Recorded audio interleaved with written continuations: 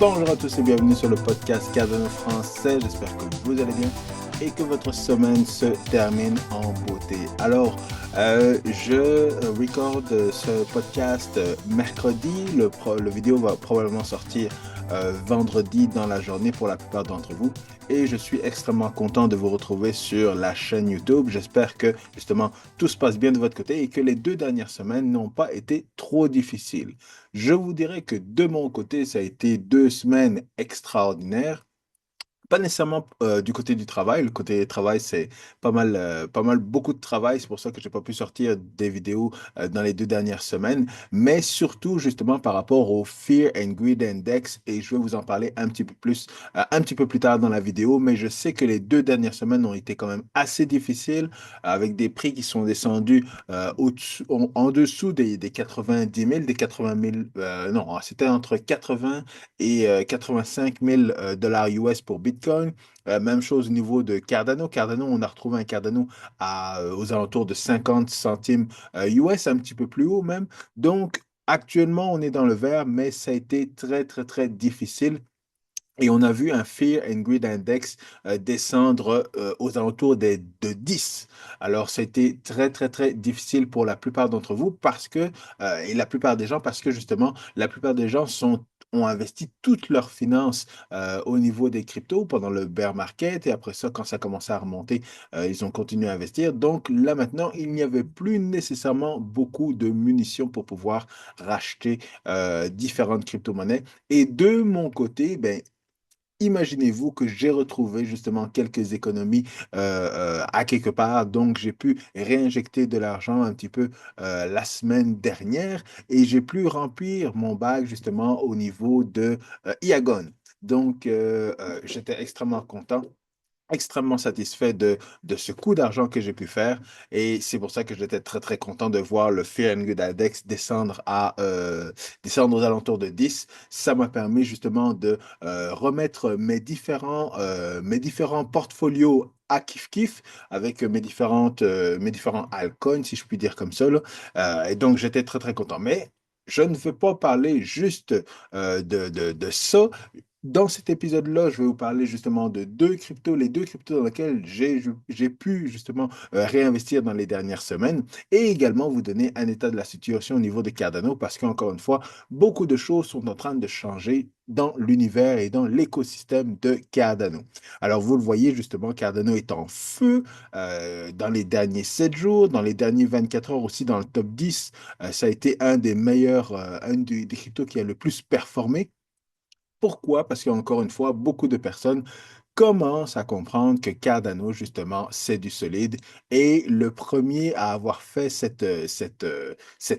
à avoir compris ça et avoir tweeté notamment, eh bien, c'est notre ami Donald Trump. Alors, si Donald Trump n'est pas votre ami et si pour vous, Donald Trump n'est pas encore le président qui a le meilleur président américain qui a jamais existé, eh bien, les choses risquent de changer parce que notamment, ben, on l'a vu, c'était cette semaine-là, il y a quelques jours, notre ami Donald Trump veut justement créer une réserve crypto incluant évidemment les plus grosses cryptos dans le top 10, XRP, Solana et Cardano. Alors justement, faisant partie de sa réserve, après ça, il a précisé qu'il y avait également Bitcoin et Ethereum, bien entendu, mais vous le voyez, dans ces réserves de crypto, là, il n'y a pas de Binance, il n'y a pas de USDC, il n'y a pas de Tether, donc, et il n'y a pas de Dogecoin non plus.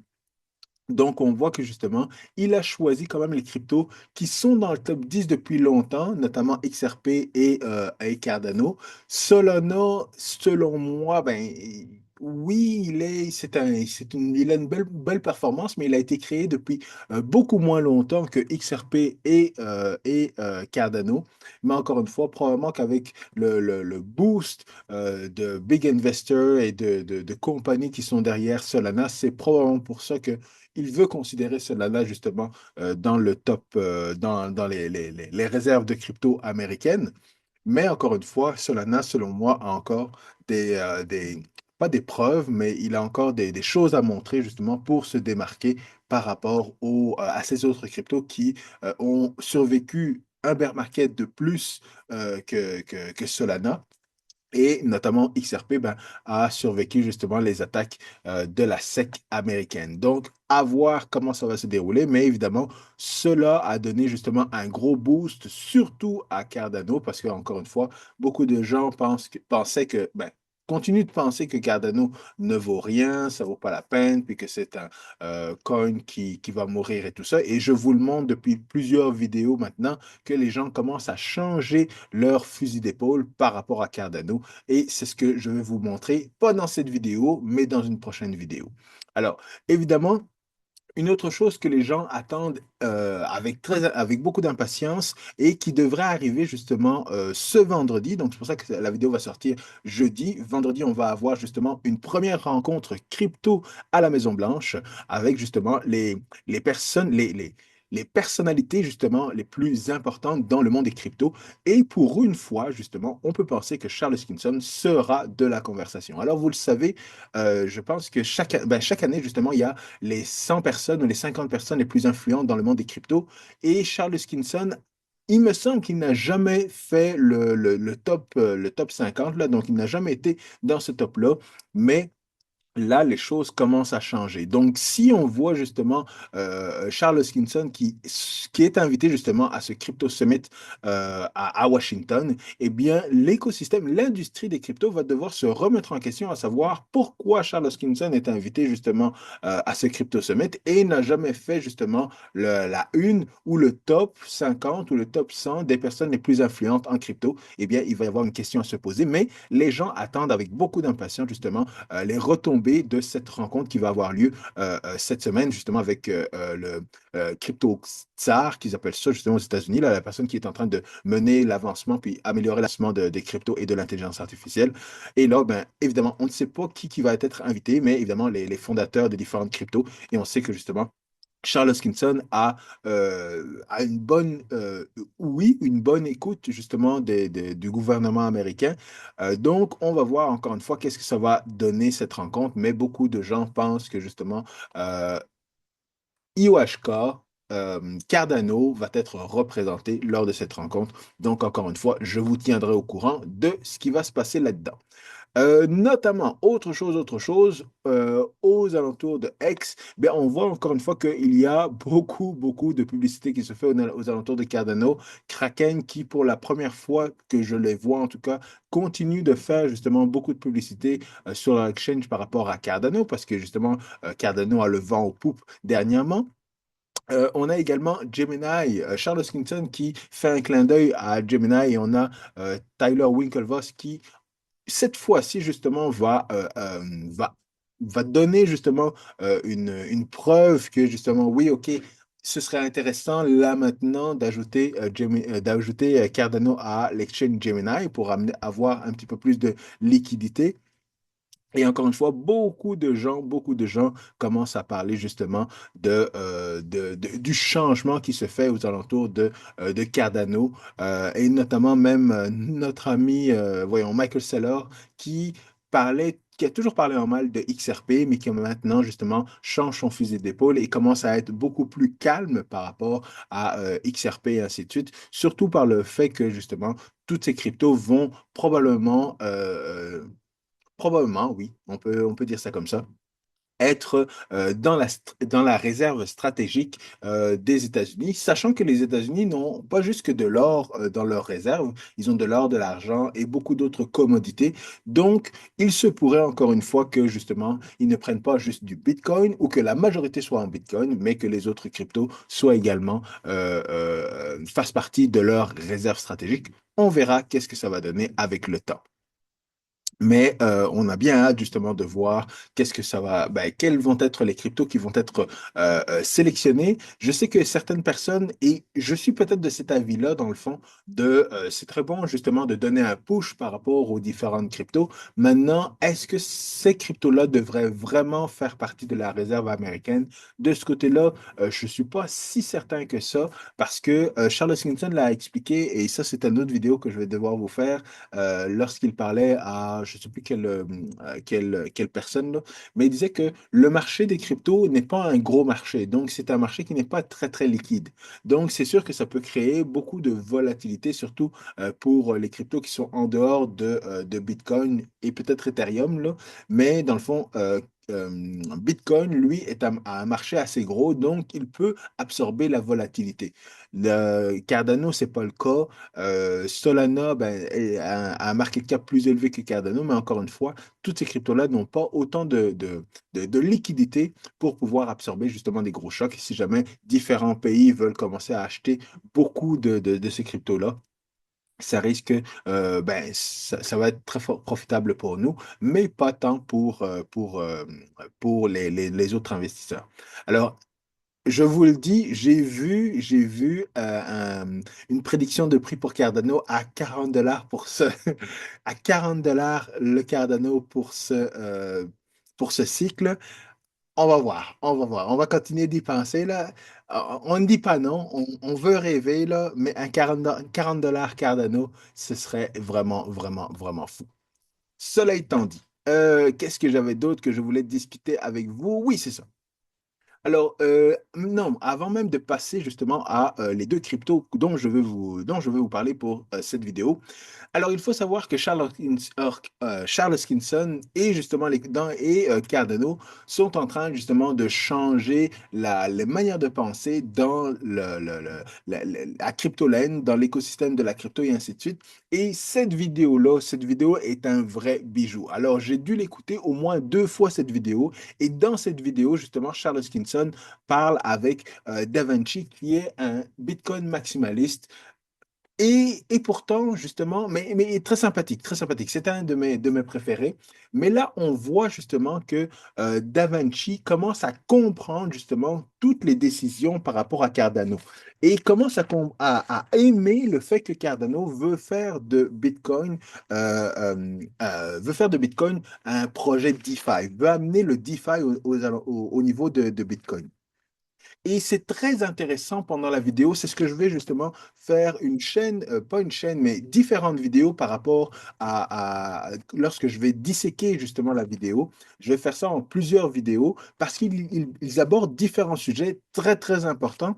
Et ce que j'apprécie énormément, c'est que dans cette vidéo-là, Da Vinci commence à donner des idées justement à Charles Hoskinson pour aider le développement justement de Bitcoin DeFi et ainsi de suite. Donc, en plus de changer justement leur manière de voir les choses, eh bien, les personnes vont commencer à s'intéresser à Cardano parce que Cardano veut faire des choses et la manière dont ils vont mener à bien justement ces différents éléments, notamment justement le Bitcoin DeFi, Midnight, l'interopérabilité avec les autres cryptos, ça fait du sens. Ça fait tellement de sens que justement même un Bitcoin maximaliste comme DaVinci, qui est également informaticien, et justement c'était DaVinci est la personne qui a fait une vidéo qui est très connue dans le monde des cryptos. Lorsque Bitcoin coûtait 1 dollar, eh bien, il disait, ou même moins d'1 dollar, il disait aux gens qui suivaient sa chaîne YouTube, achetez-en pour 1 dollar. Achetez-en pour 1 dollar de Bitcoin, là, et, et si ça change quelque chose, tant mieux. Si ça change rien, vous aurez perdu 1 dollar. Et c'est très intéressant, encore une fois, de voir quelqu'un avec autant de conviction écouter Charles Hoskinson, comprendre le projet Cardano et s'intéresser au projet Cardano. Parce qu'encore une fois, si Cardano, si Charles Hoskinson, IOHK et l'écosystème est en mesure de mettre en place un Bitcoin DeFi, eh bien, des gens comme DaVinci vont être les premiers utilisateurs justement de cette nouvelle fonctionnalité, de cette extension justement de Bitcoin. Et ça va être eux les ambassadeurs justement pour pouvoir, les ambassadeurs qui vont faire de la publicité pour le Bitcoin DeFi sur Cardano, le Bitcoin DeFi sur Cardano. Et si l'expérience est une expérience qui est totalement Bitcoin pour les maximalistes, eh bien à ce moment-là, justement, c'est eux qui vont faire la publicité pour tout ça. Donc, le fait de voir ça à l'avance, de comprendre à l'avance, eh bien, c'est très, très, très encourageant. Mais encore une fois, je vais faire plusieurs vidéos où je vais justement dissecter les différentes sections parce qu'il parle justement du UTXO. Il parle la différence entre le modèle UTXO et le modèle Account, qui est utilisé par toutes les blockchains EVM, Solana, Ethereum et ainsi de suite. Il parle justement de le nombre de développeurs qu'il y a sur Cardano par rapport aux autres blockchains. Il parle justement de l'interopérabilité avec Midnight. Il parle de la décentralisation et un autre sujet qu'ils abordent. Oui, c'est ça, les compétiteurs de Cardano. Donc, différents sujets que je ne peux pas justement élaborer dans une seule vidéo, mais ce sont des sujets très importants pour lesquels je vais faire différentes vidéos. Et puis, ça va être, je vais créer justement une catégorie pour pouvoir voir les vidéos défiler une à la suite de l'autre. Donc, vraiment, ça va être très intéressant parce qu'encore une fois, dans cette vidéo-là, Charles Hoskinson explique encore une fois toutes les choses qu'il explique depuis 2017 par rapport au projet Cardano. Et là, lorsqu'il le réexplique et qu'on le réentend pour une énième fois, eh bien, on comprend avec le temps que, ah, OK, la finalité était ça, mais quand il nous expliquait ça avec le temps, dans le contexte de 2017 ou 2020, 2019 ou 2021, eh bien, on ne le comprenait pas.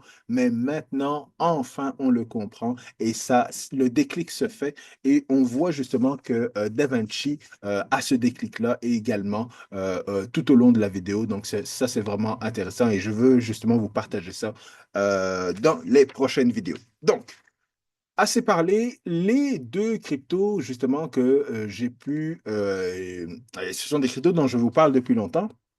Malheureusement, je n'ai pas encore euh, fait un deep dive par rapport à d'autres cryptos que Iagon et World Mobile Token. Mais Iagon, je vous le dis, j'ai réaugmenté mon bag et je suis vraiment très content parce que c'est une crypto que je voulais racheter depuis très longtemps, mais elle avait énormément monté au niveau du market cap et je me disais, bon, qu'est-ce que je dois faire? Est-ce que j'attends? Est-ce que j'achète et tout ça? Mais dans les 2 dernières semaines où le Fear and Greed Index est descendu justement à 10, les cryptos étaient devenus cheap, cheap, cheap, cheap, cheap.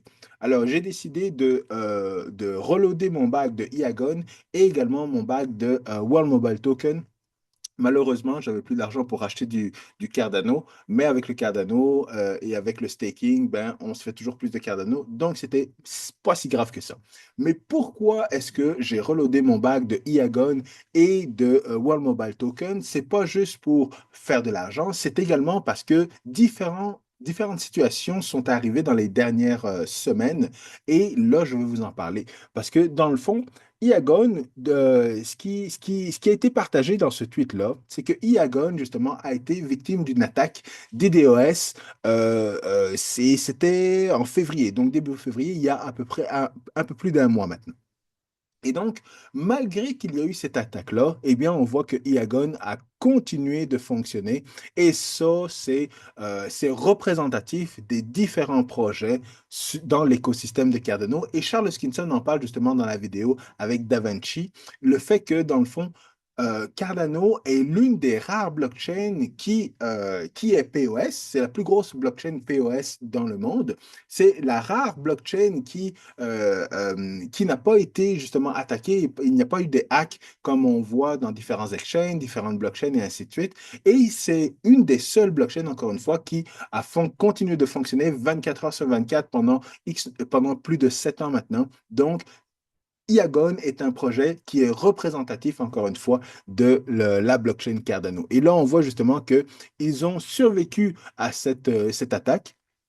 Et ils ont sorti un rapport également, donc un rapport qui dit que dans le fond, il y a eu une attaque des DOS, il y a eu 40 millions justement de paquets qui ont été envoyés. On sait que justement Iagon est un projet de storage de données décentralisé et on va pouvoir évidemment un petit peu dans un autre tweet comment ça fonctionne et c'est quoi les avantages de Iagon versus les autres compétiteurs.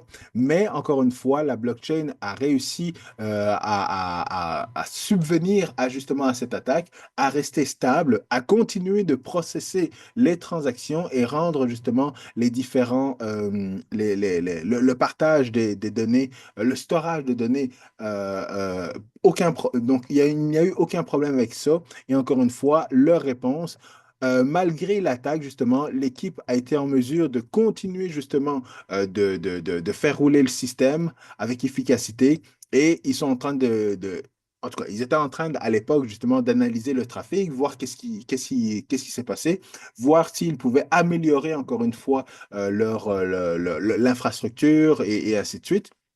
Mais tout s'est déroulé sans problème. L'infrastructure, la technologie est développée avec confiance et tout ça. Donc, il n'y a pas eu aucun problème, aucun trouble de ce côté-là. Et je pense qu'il y avait eu quelques critiques, mais encore une fois, tout s'est passé et je n'ai pas vu d'autres tweets mettant en risque ou contredisant, dans le fond, ce qui a été mentionné et, dans le fond, l'attaque qui a été ce qui a été décrit dans le fond dans ce tweet-là. C'est la raison pour laquelle justement Iagon est un des gros projets deepin justement dans l'écosystème de Cardano.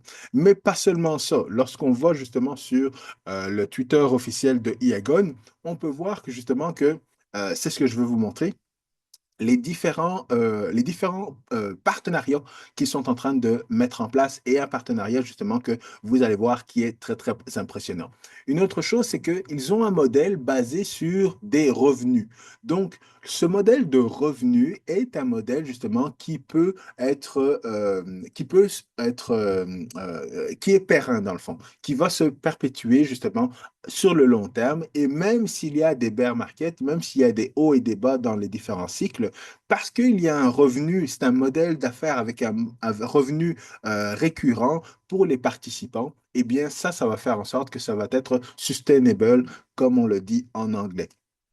Donc ça, c'est un gros avantage. Ils vendent des produits, ils vendent un service et le service, ils acquièrent de plus en plus de clients au fur et à mesure. Et ça, c'est très important, bien entendu. Alors, il y avait également ce que je veux vous montrer, des staking. Ouais, ouais, ouais, ouais, ouais. Rapidement, rapidement. Ici, c'est ça. Alors, là, ils sont en train justement de développer un partenariat avec SpaceX. Et qui était justement avec SpaceX il n'y a pas si longtemps que ça? SpaceX, eh bien, c'est notre ami Charles Hoskinson qui a été visiter comment on appelle ça? Pas l'entrepôt, mais SpaceX, dans le fond, là où ils font voyons, les fusées, merci. Et donc, il a été vu là, et comme je vous le disais à l'époque, c'est probablement justement une relation entre Charles Hoskinson, Elon Musk et Iagon ou des choses comme ça qui ont permis justement de pouvoir créer ce partenariat, quoique il n'y a rien d'officiel encore pour l'instant, mais tout est en développement. Et là, on le voit encore une fois, ça c'était un tweet du 27 février, donc il n'y a pas si longtemps que ça, qu'ils sont en train de voir pour pouvoir développer justement un storage network dans l'espace, tout simplement, donc avec les différents satellites et ainsi de suite. Parce que on sait que SpaceX également offre justement un réseau Internet avec Starlink, donc deux compagnies de évidemment Elon Musk. Donc, et on va voir, on va parler de Starlink dans pas si longtemps que ça. Mais vous le voyez, dans le fond, ce partenariat est en discussion et là, le bull market est en train de repartir et ça va être très important de suivre ça de très près. Mais c'est pour ça que justement, je voulais retrouver un point d'entrée pour pouvoir réinvestir, pour pouvoir gonfler mon bac de Iagon parce que je sens que c'est un projet qui va décoller et pas à peu près, sachant encore une fois qu'au niveau de la compétition, par rapport à Iagon, si on compare, Storj a un market cap plus élevé que Iagon. Filecoin, c'est ce projet-là qui m'a fait dire, ah, il y a de l'avenir au niveau de Deepin, au niveau justement du Decentralized Storage.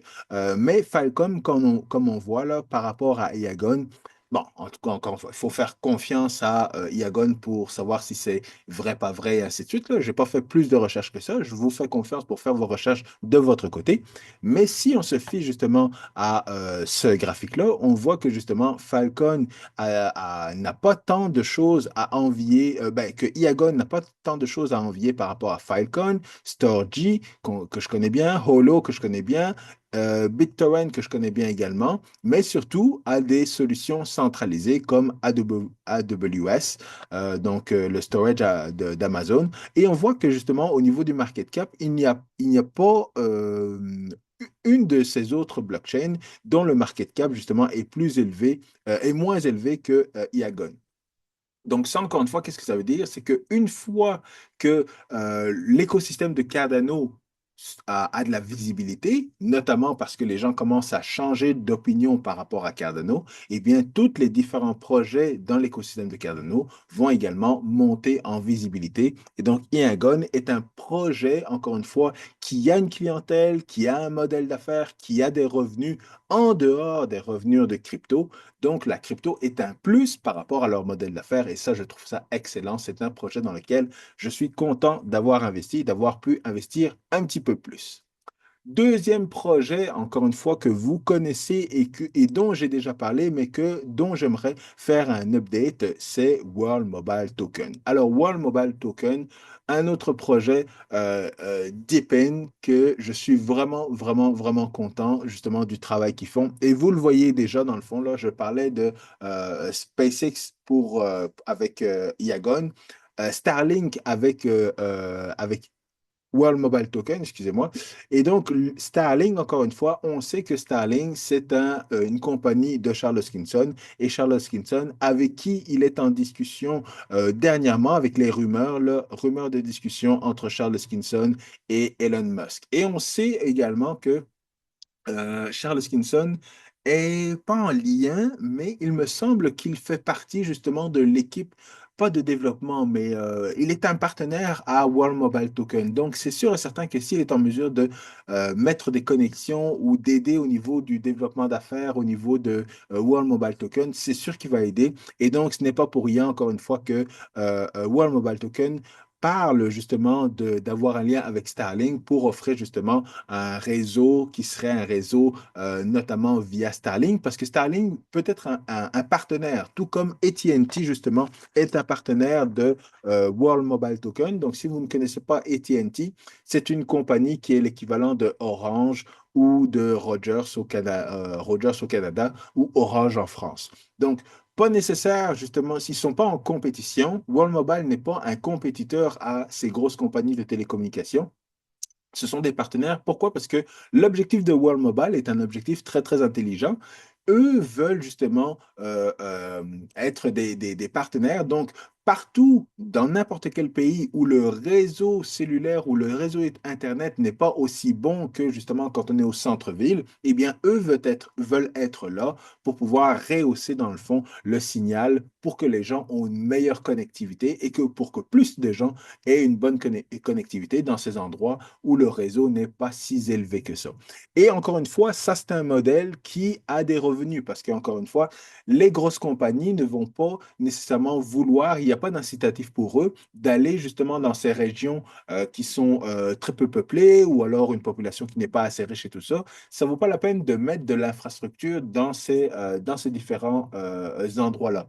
Mais avec World Mobile, si jamais il y a quelqu'un qui est prêt justement à investir un 200 $ ou un 1500 $ dans l'infrastructure, il est en mesure de justement avoir un Air Node ou un Earth Node, avoir un host dans le fond. Un host, c'est une tour qu'il va mettre sur le toit de sa maison, ou peu importe. Et ça va permettre justement de donner du signal.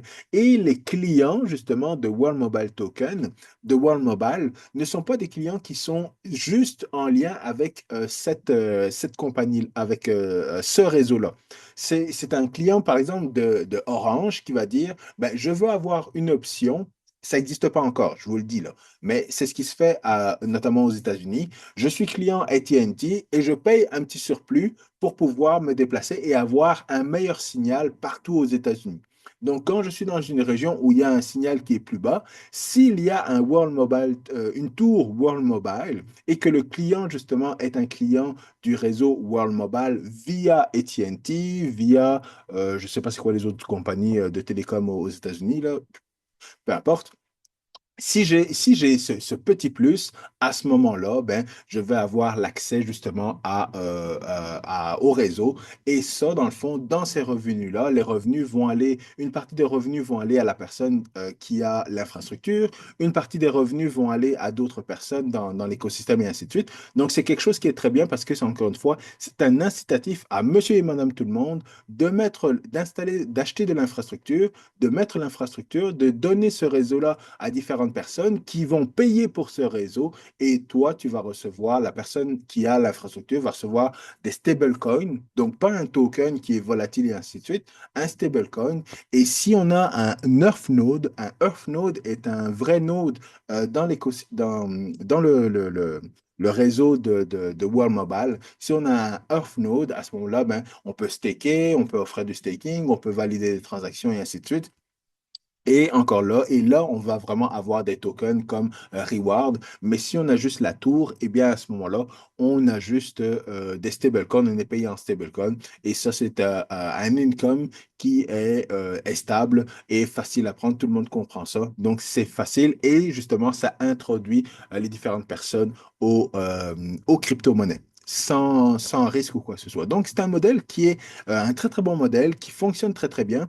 Et apparemment, ils sont à 2 millions, il me semble, non, 200 000 utilisateurs dans le monde. Leur vision, c'est d'arriver entre 500 000 et 1 milliard d'utilisateurs d'ici 2030. Mais encore une fois, actuellement, là, ça fonctionne bien. Ils sont en Asie, ils sont en Afrique, ils sont aux États-Unis, donc dans trois gros continents. Ils sont bien installés. Et encore une fois, ben, c'est ça. C'est un modèle, c'est un projet qu'on connaît depuis longtemps. Ils ont commencé en Afrique, dans 2 pays en Afrique. Ça a bien fonctionné. Et le village dans lequel, justement, ils avaient fait leur preuve de concept est passé de 150 habitants à 300 habitants en moins de 2 ou 3 mois, quelque chose comme ça. Et tout s'est fait de manière autonome. C'est ça qui est très, très bien. Une fois que les habitants ont compris comment ça fonctionnait, eh bien, eux-mêmes ont pris l'infrastructure, ont installé l'infrastructure et ont doublé la quantité d'habitants, ont doublé également l'économie locale parce qu'ils avaient de l'Internet. Ils étaient en mesure de justement de faire des trades et ainsi de suite avec beaucoup plus de sécurité.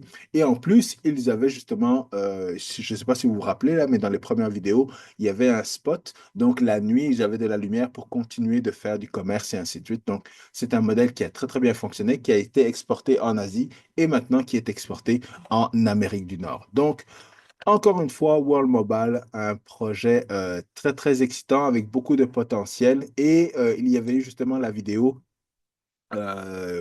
justement avec Alcon Daily, donc Mickey Walkins. C'est pas un grand. Tu sais, il fait pas beaucoup comment je dirais? Il a pas beaucoup de charisme, mais l'information qu'il a donnée était une information qui était vraiment très intéressante, très bien expliquée. Et Alcon Daily, c'est une grosse chaîne ce sont des grands supporters de Cardano. Donc, ça faisait vraiment plaisir de les voir et d'avoir justement ce petit vidéo-là d'une vingtaine de minutes sur World Mobile Token.